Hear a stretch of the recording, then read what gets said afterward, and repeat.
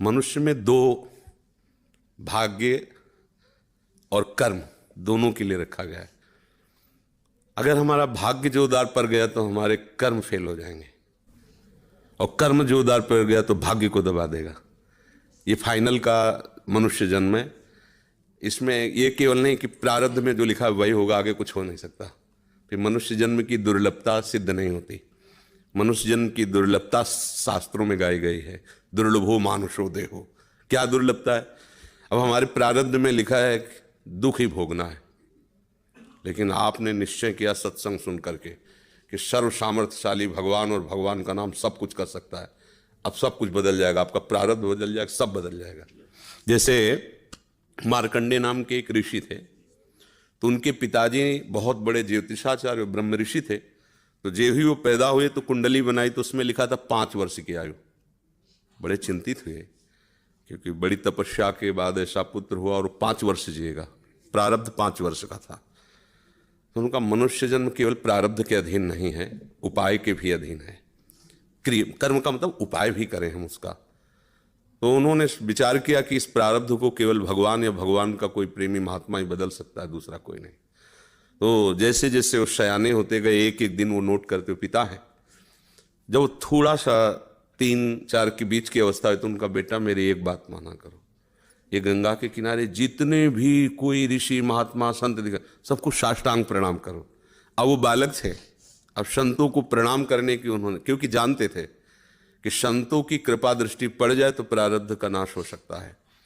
अब गुप्त रूप से सनक सनंदन सनातन सनत कुमार भी विचरण ही करते रहते, तो मार्कंडी जी सबको प्रणाम करते थे। तो सब करुणा भरी, भगवान तुम पर दया करें। बच्चा जैसे कोई आप सब प्रणाम करो तो उतना हृदय नहीं, लेकिन अगर छोटा बच्चा तो एकदम उसकी तरफ दृष्टि जाएगी, राधा राधा राधा राधा। एक छोटा बच्चा है, प्रणाम कर रहा है 3-3.5 वर्ष का, तो वो सब संत, और वो चुपचाप बैठ करके देखा करते थे उनके पिता कि किसी ऐसे महापुरुष का आगमन हो जो सृष्टि पर शासन करने की सामर्थ्य रखता हो, तभी प्रारब्ध बदल सकता है।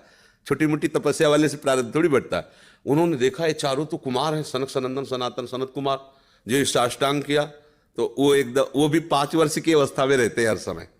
उन्होंने कहा चिरंजीवी भव।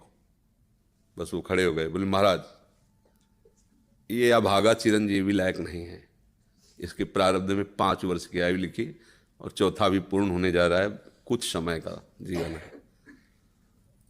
सनकादि ने कहा जो चिरंजीवी भव तो चिरंजीवी भव। हमने उसका भाग्य देख के थोड़ी बोला, उसका आचरण देख के बोला। एक छोटा बालक संतों के चरणों में लेट रहा है, ये चिरंजीवी लायक ही है। बोले महाराज अब भाग्य देख के दे, 5 वर्ष की आयु, अब कैसे? तो उनका हम वो तिथि वो तारीख तुम निकालना, और उस तारीख को हम भी आएंगे। भगवान शंकर के मंदिर में भगवान शंकर के लिंग को ऐसे गले लगवा के बैठालना, हम भी वहीं रहेंगे, देखते हैं कैसे मृत्यु ले जाएगी इस बालक को। ऐसा ही हुआ। अब संतों के बताए हुए मार्ग पर चलने वाले का मंगल ही होता है। तो वैसे चारों कुमार वहां विराजमान गुप्त रूप से। धर्मराज पधारे, यमराज के रूप में नहीं, धर्मराज के रूप में, क्योंकि पर वो ये दृश्य देखकर घबरा गए। और मृत्यु के भी, काल के भी महाकाल भगवान शंकर हैं। उनका स्मरण किया कि भगवान आपके ही विधान का हम पालन करते हैं, जो आप आज्ञा करते हैं। 5 वर्ष की आयु है, वो आयु आज खत्म होने जा रही है, समय पूरा हो गया, पर मेरी ताकत नहीं कि आपसे छीन कर मैं ले जाऊं आपको गले लगाए हुए से। तो प्रभु आप प्रकट होइए और बताइए कि हम आपके कानून का आप कैसे पालन करें। अगर हम अभद्रता करते हैं तो आपकी मर्यादा जाती है, और अगर मैं अपने आपके कानून का पालन नहीं करते तो धर्म का नाश होता है। तो भगवान शंकर प्रकट हुए और उन्होंने कहा कि तुम्हें कोई परेशानी की बात नहीं, 5 वर्ष की आयु है ना, मेरी आयु के 5 वर्ष इसको जोड़ लीजिए। भगवान ने कहा मेरे हिसाब से।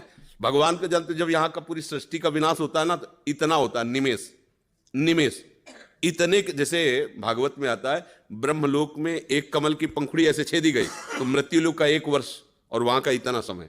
तो भगवान का निमेष और ब्रह्मा की पूरी की आयु की आयु व्यतीत हो गई। आज भी अविनाशी हैं मार्कंडे ऋषि, आज भी विराजमान है। क्या हुआ? क्रियमाण ने जोर कर दिया, प्रारब्ध का नाश हो गया। जो प्रारब्ध 5 वर्ष का था वो अविनाशी हो गया, वो अमोघ हो गया।